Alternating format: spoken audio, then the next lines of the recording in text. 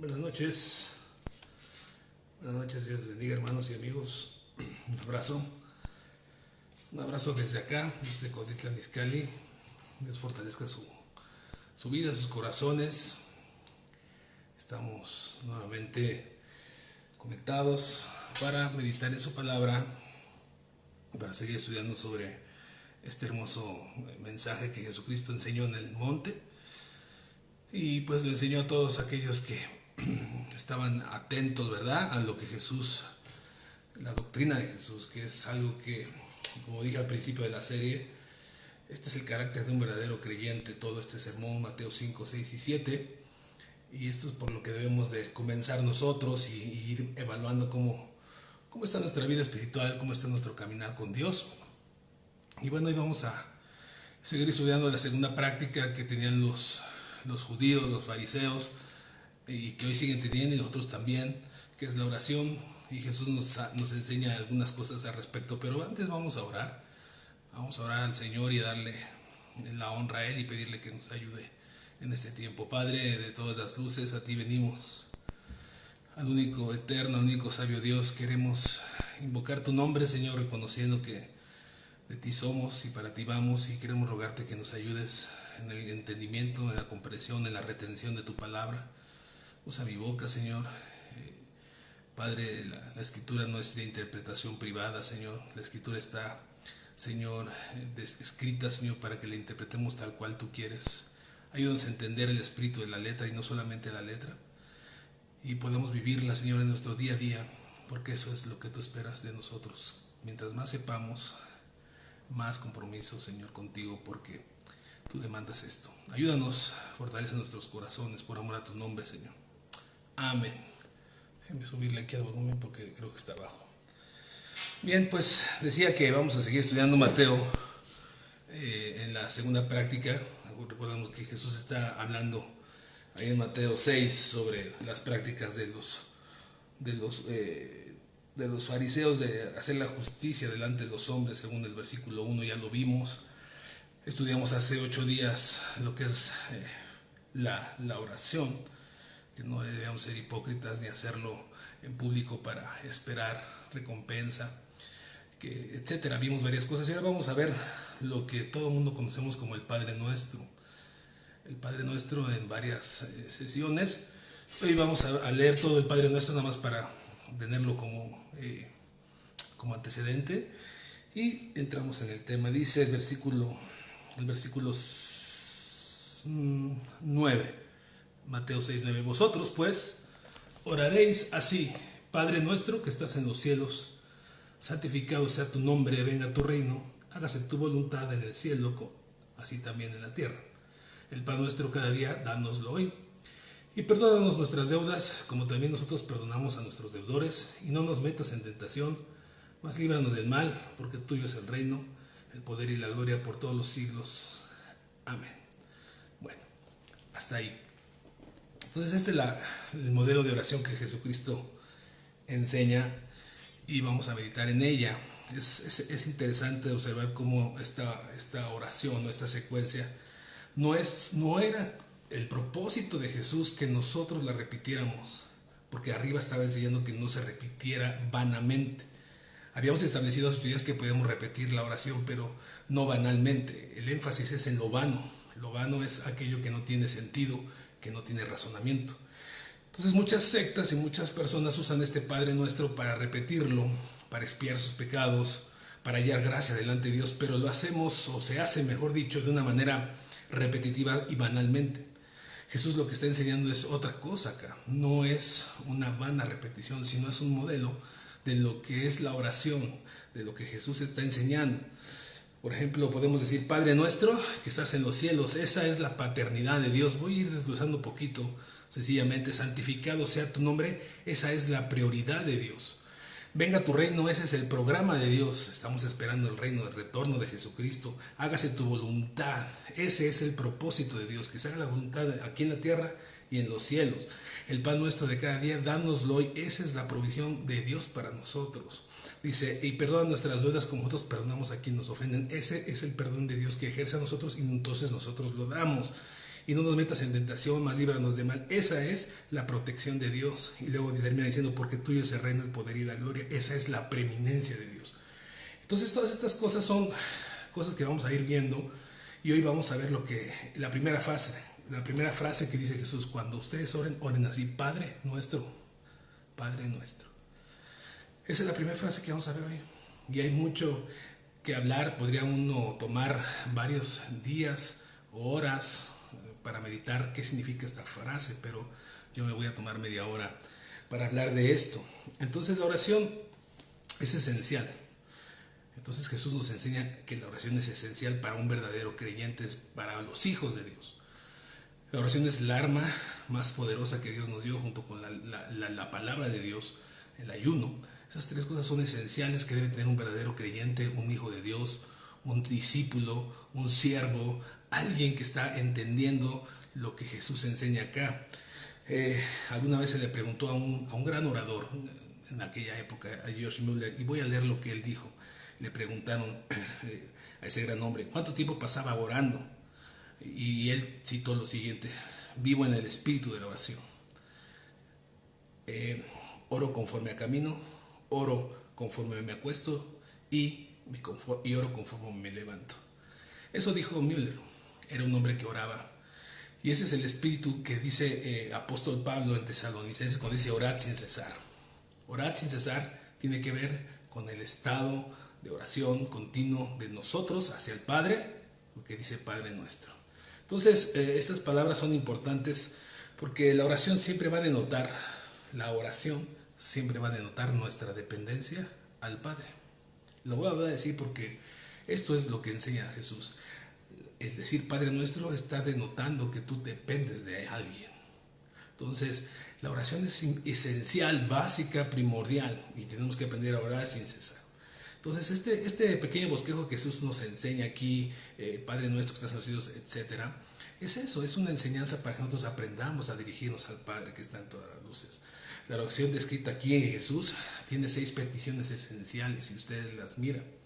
Las primeras 3 tienen que ver con el reino de los cielos, lo que es: santificado sea tu nombre, venga tu reino y hágase tu voluntad.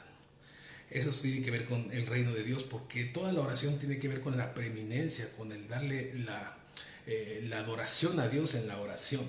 Y las otras 3 peticiones que vienen en el Padre Nuestro, que así se conoce, tiene que ver con las necesidades que nosotros tenemos, ¿no? Danos el pan de cada día, perdona nuestras ofensas y no nos metas en tentación y líbranos del mal. Esas son 3 cosas que nosotros necesitamos para seguir caminando en esta vida dura. Entonces podemos mirar cómo la oración en Jesucristo, lo esencial, las primeras 3 cosas es poner el nombre de Dios en alto, en la adoración, no basados en nuestros deseos, sino en la adoración a Dios. Se centra en eso: Padre nuestro que estás en los cielos, Padre nuestro.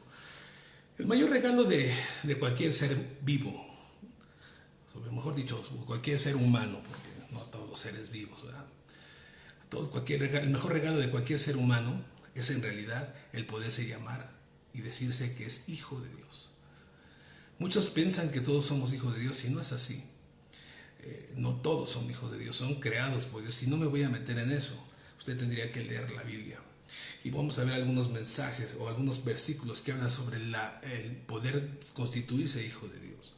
Este es un regalo que Dios quiere dar a la humanidad, el que seamos hijos. Por eso Jesús dice Padre nuestro. Mire, ni siquiera este regalo tan grande está dado a los ángeles. O sea, los ángeles son una creación de Dios, ¿no? Es para que se dé cuenta. Y los ángeles son adoradores y servidores de Dios. El libro de Hebreos, déjeme decirle por qué digo esto. Hebreos capítulo 1, dice el versículo 1, así. El verso 5 dice: porque ¿a cuál de los ángeles dijo Dios jamás, mi hijo eres tú? A nadie. Solamente los que hemos aceptado a Cristo en nuestro corazón, los que entendemos lo que Jesús dijo en Juan 14:6. Jesús dijo: yo soy el camino, la verdad y la vida, y nadie viene al Padre si no es por mí. Entonces Jesús es el camino, la verdad y la vida, y nosotros queremos llegar al Padre nuestro. Queremos llegar al Padre, tenemos que tener primeramente reconocimiento de Jesucristo. Tenemos que entender lo que Jesús dice. Mire, Juan 3:1. Bueno, sí, vamos a leer primera de Juan 3:1. Es importante cómo podemos ver en la Escritura varias cosas. Entonces, no es la potestad a cualquiera decir yo soy hijo de Dios. Tiene que denotarse el creer en el Jesucristo. 1 Juan 3:1 dice, mirad cuál amor nos ha dado el Padre para que seamos llamados hijos de Dios, Padre nuestro.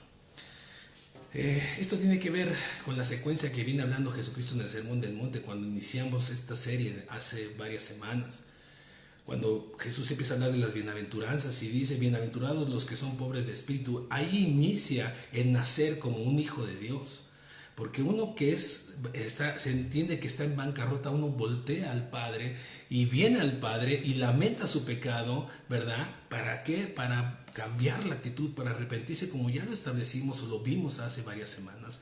Un verdadero hombre que tiene que ver con las bienaventuranzas, un verdadero hijo de Dios tiene que ver directamente con las bienaventuranzas. Por eso este sermón es secuencial y está establecido para que nosotros podamos comprender qué es lo que Dios mismo y Jesús está enseñando aquí. Entonces es un hombre misericordioso, es un hombre pacificador que busca bendecir al prójimo, que busca amar al prójimo y guardar el segundo mandamiento. Es un hombre misericordioso que busca bendecir a su prójimo también. Es un hombre que es hambre y sed de justicia, que busca honrar al Padre, que busca servir al Padre porque se constituye hijo de Dios. Es un hombre que tiene un limpio corazón, es un hombre que tiene el deseo de agradar a Dios, que es pacificador, etc. Y lo establecimos hace varias semanas.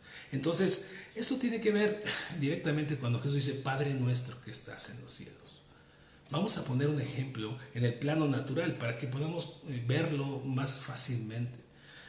Muchos de los que están ahorita conectados o están viendo quizás son padres. Yo tengo 2 hijos, ustedes conocen a mis hijos, algunos de ustedes. Son pequeños. Y esa relación que uno tiene con su padre e hijo es una relación que nos da una idea de lo que Dios espera tener con nosotros, los que somos llamados hijos. Mirad cuán amor nos ha dado el Padre al hacernos llamar hijos de Dios. Entonces nosotros tenemos que ver que esa relación entre padre e hijo es una dependencia del hijo hacia el padre. Mis hijos, hoy a la edad que tienen, yo como un hombre de 44 años, también dependo de mi padre en muchas cosas. Nosotros no podemos desrelacionarnos de los padres. Yo no le digo padre a cualquier persona. Mis hijos no buscan en cualquier persona que esa persona supla sus necesidades o que vean por ellos o que les ayuden o que les sirvan o que los guíen. Mis hijos se dirigen a mí porque yo soy su padre. Y un padre siempre está buscando que su hijo esté bien. Y hay una relación íntima. La palabra padre e hijo tiene que ver con una relación totalmente íntima. Y eso íntimo es algo que procede del corazón arrepentido que ya dijimos y acabamos de decir de las bienaventuranzas. Padre solo hay uno. En las relaciones naturales, padre solo hay uno. Yo no veo a mis hijos yendo con el vecino a pedirle sobre sus necesidades o platicarle sus problemas o que el vecino los guíe o les instruya o les ayude. Mis hijos se acercan y dicen papá. Y cuando uno escucha esa palabra, papá necesito, papá ayúdame, papá vente, papá acuéstame, papá duérmeme, papá, etc. Uno está para escuchar al hijo. Y muchas veces nosotros como padres sabemos las necesidades de nuestros hijos antes de que ellos las exclamen. Eso también lo enseña Jesucristo. Entonces eso es una relación íntima. No creo de ninguna manera que mis hijos, ni Samuel ni Mateo, busquen en otro la paternidad que yo les tengo que dar. Porque un padre que es amante de sus hijos está atento a las necesidades de sus hijos, está atento a lo que sus hijos quieren. Un hijo se dirige al padre con respeto, con honra, con amor, con intimidad, con gratitud, con humildad. Por eso Jesús empieza a decir, cuando ores, ora de esta manera, Padre nuestro. Y eso es una manera de que nosotros vamos a dirigir a alguien como el Padre de todas las luces, como el Padre todopoderoso, como el único y sabio Dios. Y nosotros nos dirigimos a Él entendiendo que somos dependientes de Él y que Él es nuestro proveedor, que Él es nuestro sostén, que Él es nuestra esperanza, que Él es nuestro Salvador, que es nuestro Redentor, que Él es nuestra ayuda, que es nuestra torre fuerte. Entonces nosotros tenemos que entender eso. Nosotros somos hijos de Dios porque Él nos constituyó hijos de Dios. Miren, Romanos 8.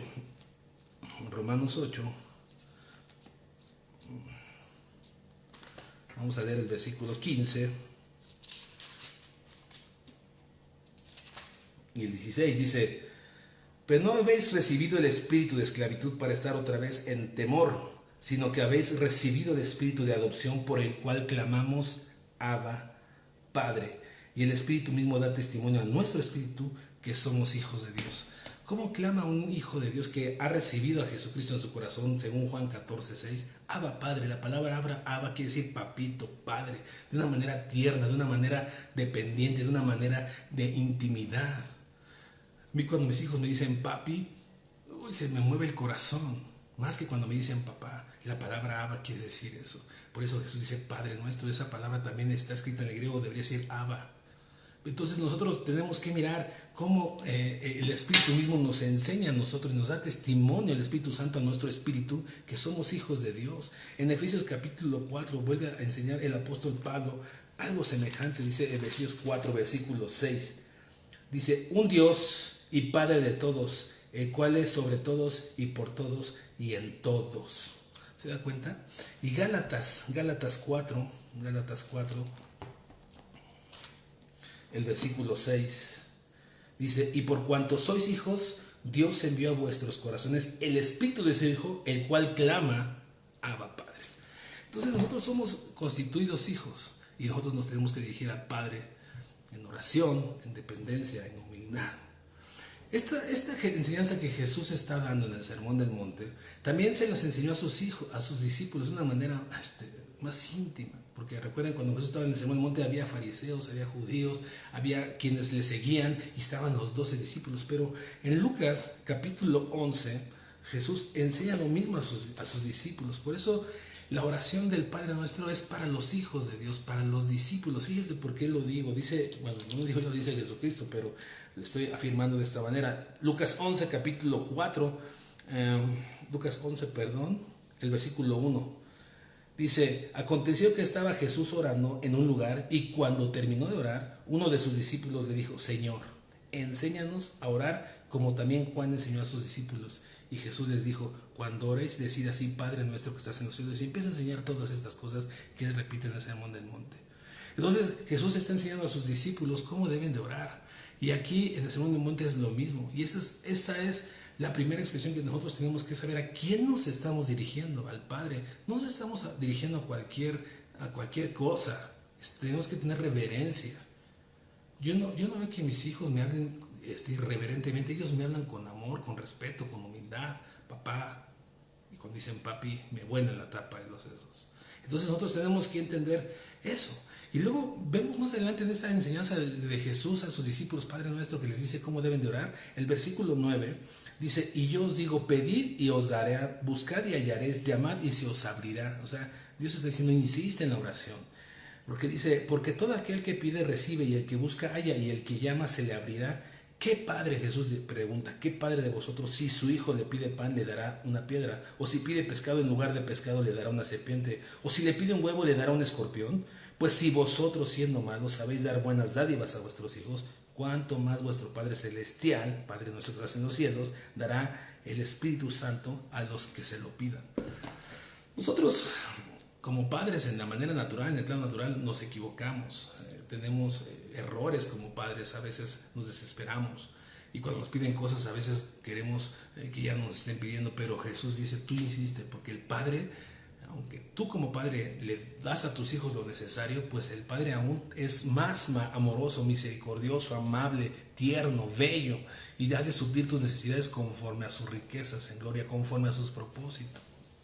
Nosotros tenemos en la oración una bendición de poder dirigirnos al Padre. Recordemos que en la época antes de que Jesucristo viniera, solamente el sumo sacerdote podría entrar al lugar santísimo. ¿Por qué? Porque era la manera de expiar los pecados por el pueblo. Pero una vez que Jesucristo murió, se rasgó el velo en el tabernáculo y se abrió la oportunidad de entrar al trono de la gracia. Dice Hebreos capítulo, no recuerdo si el 6, dice, podemos entrar al trono de la gracia confiadamente en oración. Nosotros en cualquier momento, como decía Müller, oro al caminar, oro al dormir, oro al despertar. Eso es lo que tenemos que hacer. Orar a Dios en todo tiempo, dirigirnos al Padre. Mire, Jesús lo está enseñando aquí. Nada con respecto al lugar de donde orar. O sea, no nos está diciendo hazlo así, hazlo así. En la antigüedad oraban en cavernas, en tabernas, oraban en cuevas, oraban en la prisión, oraban siendo perseguidos, oraban en casas. ¿no? Nosotros también no estamos limitados a orar en un círculo, en un momento, en un lugar. Nosotros podemos orar a Dios en todo momento y en todo lugar. Como decía Müller, en el caminar, al despertarme, al bañarme, al salir a pasear con el perro, al lavar los trastes, porque ese es alguien que está buscando en oración al Padre para la dirección de su vida. Jesús nos está enseñando aquí el lugar de donde hacerlo, ni el tiempo determinado para hacerlo. Jesús no dice tienes que orar 5, 20 minutos, 1 hora. No, Jesús está diciendo cuando lo hagas, hazlo con conciencia, mira a quién te estás dirigiendo, al Padre, y hazlo con sabiduría, con amor, con respeto, con humildad, con dependencia. Eso es lo que Jesús enseña en esta parte de la Escritura. Entonces, nosotros podemos ver al profeta, a Daniel, este profeta, que estaba en la tierra, ahí como extranjero en Babilonia, y él oraba a las puertas de las ventanas abiertas, y tenía una oración a Dios en 3 veces al día, y estaba como alguien esclavo y extranjero. Podemos ver a Jonás orando dentro de un pez. No se trata del lugar, se trata de la posición, del deseo. Y podemos ver en la oración de Daniel, en el capítulo 9, usted léalo en su casa, cómo Daniel exalta a Dios empezando a decirle Padre nuestro, y empieza a adorar a Dios. Jonás, cuando estaba en el pez, no dijo, sácame de aquí, ¿no? Él empezó a reconocer la misericordia de Dios, empezó a reconocer a Dios, Padre nuestro. Y Dios tuvo misericordia de Jonás y expulsó el pez a Jonás, ¿verdad? Cerca de Nínive. Entonces podemos ver que no se trata de eso. ¿Qué me dice de varios personajes bíblicos cómo oraban a Dios? Jeremías, quien pasó la mayor parte de su vida lamentándose, por eso se llaman las lamentaciones del profeta Jeremías, era un hombre que estaba lamentándose a causa del pecado de su pueblo, a causa de las circunstancias de la vida en la época que él estaba. Y Jeremías también oraba de una manera impresionante, y yo quiero que lo leamos porque veamos cómo Jeremías dice Padre nuestro y empieza a adorar al Señor. Mire, Jeremías 32, el versículo 14, voy a leer en 14 hasta el 19, dice, así ha dicho, no permítanme, no, sí es 32, dice, así ha dicho Jehová de los ejércitos, Dios de Israel, permítame, que aquí no es. Voy a leer el 17, aquí está. Oh Señor Jehová, he aquí que tú hiciste el cielo y la tierra con tu gran poder y con tu brazo extendido. Ni hay nada que sea difícil para ti. Vea cuál es la secuencia de la oración de Jeremías, atributo tras atributo, bendición tras bendición, dirigiéndose al Padre. Dice el 18, que haces misericordia a millares y castigas la maldad de los padres en sus hijos. Después de ellos, Dios grande, poderoso, Jehová de los ejércitos es su nombre, grande en consejo y magnífico en hechos, porque tus ojos están abiertos sobre todos los caminos de los hijos de los hombres, para dar a cada uno según su camino y según el fruto de tus obras. Tú hiciste señales, dice, y portentosos en tierra de Egipto hasta este día, y en Israel y entre los hombres, y te has hecho hombre como se ve en el día de hoy, etc. Podemos ver cómo Jeremías habla de los atributos de Dios y empieza a exaltar su nombre. Padre nuestro que estás en los cielos. Y nosotros tenemos que dirigirnos de esa manera a Dios, reconociendo su bondad, sus maravillosas, potentosas obras que ha hecho en cada uno de nosotros, la creación. Cuando miro los cielos, decía el salmista, y las obras de tus dedos, me admiro y digo, qué grande es mi Dios. Padre nuestro que estás en los cielos. Ahora tenemos que orar con el entendimiento. Jesús no está enseñando un método, no está enseñando una oración que se tenga que repetir, está enseñando un bosquejo, déjeme decirlo así, un método para dirigirse al Dios de toda la eternidad, al Dios poderoso, al Dios creador. Jeremías está intercediendo por un pueblo pecaminoso, y aún así Jesús escucha su oración. Dios escucha su oración. Yo tengo 2 hijos que también, como yo, nos equivocamos, pero yo no voy a dejar de amar a mis hijos por lo más malo que vayan a hacer en su vida. No van a dejar de ser mis hijos. Yo no voy a negar la paternidad hacia mis hijos nunca, porque soy padre y los amo y son sangre de mi sangre. Aunque ellos se equivoquen, yo siempre voy a estar ahí para ellos. Siempre voy a estar con mi brazo extendido para levantarlos de donde están. Cuánto más el Padre de todos los cielos, cuánto más el Dios de dioses y Señor de señores. Aunque tú y yo nos equivoquemos, Padre nuestro, Él siempre va a estar atento. Jeremías veía la maldad del hombre. Si usted lee ahí capítulo 32 de Jeremías, dice Jeremías, no sé si es el profeta Isaías, vamos a leer ahorita, vamos a ver cómo dice el profeta Isaías. Nosotros podemos ver todas estas cosas, como nosotros no podemos negar la paternidad como padres, Dios tampoco la va a negar. Yo le invito a que usted tenga ese deseo de buscar a Dios como el Padre que suple sus necesidades. Isaías, voy a leer Isaías para que se dé cuenta cómo también, igual que Jeremías, intercedió por el pueblo. Isaías, aún viendo el mal del pueblo, aún viendo cómo era el pueblo de Israel, intercedió al Padre y Dios le escuchaba.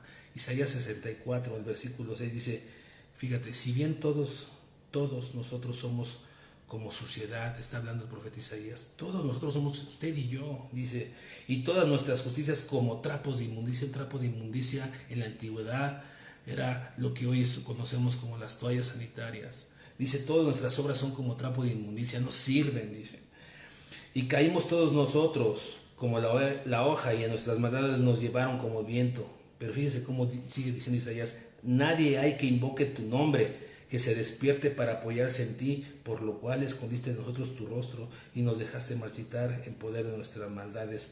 Dice, fíjate cómo dice, ahora pues Jehová, está empezando a reconocer a Dios. Ahora pues Jehová, tú eres nuestro Padre, dice el versículo 8, nosotros barro y tú el que nos formaste, así que obra de tus manos somos todos nosotros. No te enojes en sobremanera, Jehová, ni tengas perpetua memoria de la iniquidad. Bueno, usted sigue leyendo la oración de Isaías.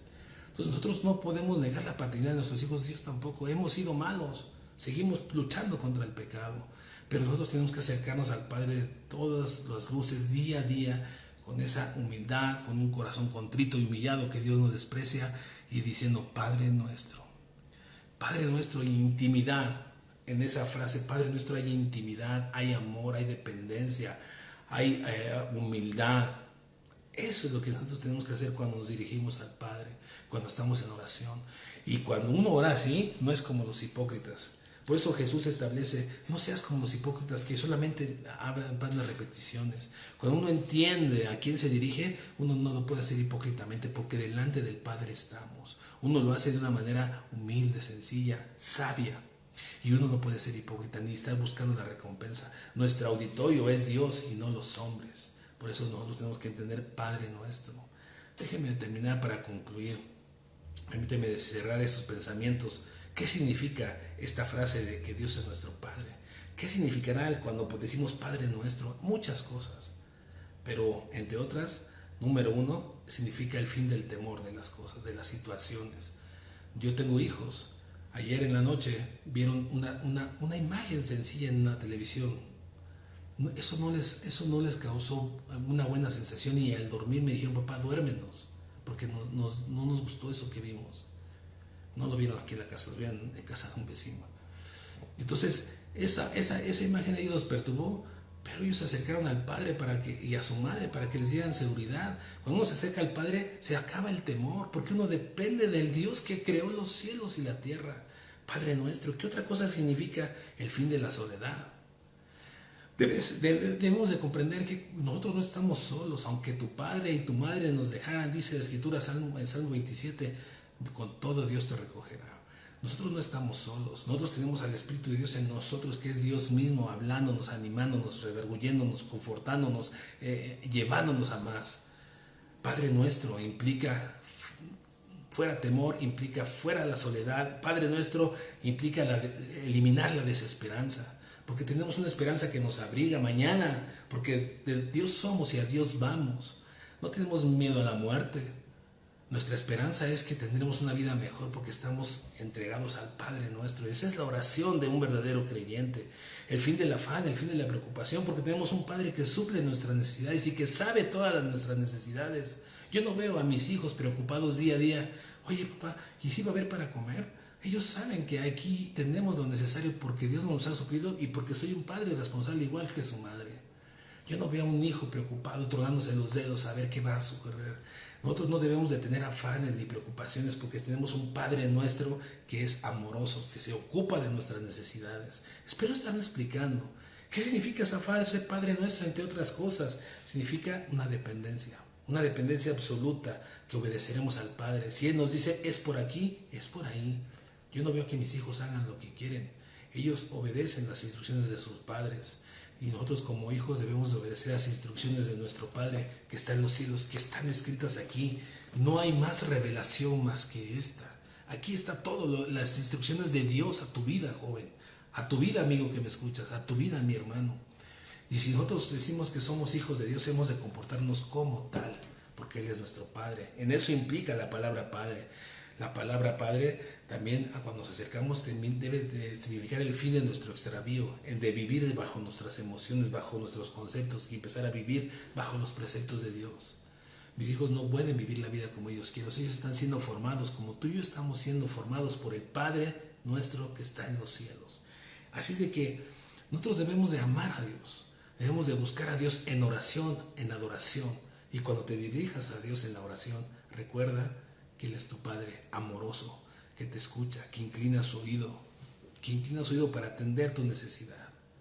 Mira, termino leyéndote uno de mis pasajes favoritos, que tiene que ver con esto, que tiene que ver con el deseo de Dios de sustentarte, de abrigarte, de amarte, de consolarte, de llevarte a más, de enseñarte, de dirigirte. Y este pasaje para mí habla mucho de lo que Dios es, de su carácter, de sus atributos, de sus bendiciones. Este salmo para mí es precioso. Siempre está atento a nosotros. Dice el Salmo 40, es de mis salmos favoritos, de mis pasajes favoritos. Si yo pudiera escoger solamente 10 versículos de toda la Biblia, escogería sin duda este. Y el versículo 17 del Salmo 40 dice así: aunque afligido yo y necesitado, Jehová pensará en mí. Mi ayuda y mi libertador eres tú, Dios mío, no tardes. Aunque afligido y necesitado yo, Jehová, nuestro Padre, pensará en nosotros. Date cuenta todo lo que implica eso. ¿Quiénes somos tú y yo para que Dios esté pensando en nosotros, siendo Él Dios de todo? ¿Quiénes somos nosotros que somos pecadores, gusanos, malos, para que Dios esté pensando en nuestra aflicción? Es un Padre que está en los cielos. Es un Padre amoroso que está atento a nuestro clamor. Y por eso esto de buscar a Dios en oración, de dirigirnos al Padre nuestro de una manera atenta, de una manera entendida, no vana, de una manera amorosa, de una manera respetuosa, es esencial para todo aquel que se cree o se siente o se sabe, mejor dicho, hijo de Dios. Mirad cuán amor nos ha dado el Padre al hacernos llamar hijos de Dios. Entonces, esta es la primera parte del Padre Nuestro. La semana que entra, si Dios nos lo permite, veremos que estás en los cielos. ¿Qué significa esa frase? ¿Qué nos querrá decir Jesús ahí? Con esto concluyo. Quiero decirte que en la oración la necesitamos practicar diariamente y a cada instante de nuestras vidas. Es el arma que Dios nos ha dado para sobresalir en los problemas personales, maritales, de enfermedad, de aflicción, todos. Pero hay que reconocer a quién nos dirigimos y entender que estamos nosotros en la tierra y Él está llenándolo todo. Está en los cielos. Padre, Padre nuestro, hermoso eres, Señor. ¿A quién iremos, Señor? Decía uno de tus discípulos, si solamente tú tienes palabras de vida eterna. Señor, si nosotros comprendiéramos el más y más cada día en lo ancho y lo profundo de tu amor, podríamos cada día buscarte con más anhelo, con más ahínco, con más deseo, con más pasión, Señor. Ayúdanos, Señor, a entender que nos dirigimos a un Dios amoroso. Gracias por ser nuestro Padre. Gracias por consolarnos, por soportarnos, por sostenernos, por suplir nuestras necesidades, Señor. Por estar atento, porque aunque afligido, tú piensas en nosotros. Aunque estamos destruidos, tú piensas en nosotros. Aunque estamos, Señor, en un bache, en un pozo cenagoso, Señor, tú piensas en nosotros y nos rescatas de ese hoyo. Gracias, Padre. Hágase tu voluntad en nuestras vidas y ayúdanos a vivir una vida en orden, bajo tu dirección. No podemos levantar nuestra voz y decir Padre nuestro y hacer nuestra voluntad. Eso es hipocresía, Señor. Necesitamos ser hijos que obedezcan al Padre, porque dependemos del Padre. Porque si somos hijos, también somos coheredores de la gracia, y somos coheredores, debemos de dar testimonio, Señor, con nuestra vida, con nuestros pensamientos, con nuestros dichos, de quién somos. Hijos de Dios. Y ese pronombre, ese Señor, palabra de Señor, eso, Señor, implica que somos tuyos. Eso implica pertenencia, hijo de Dios. Gracias.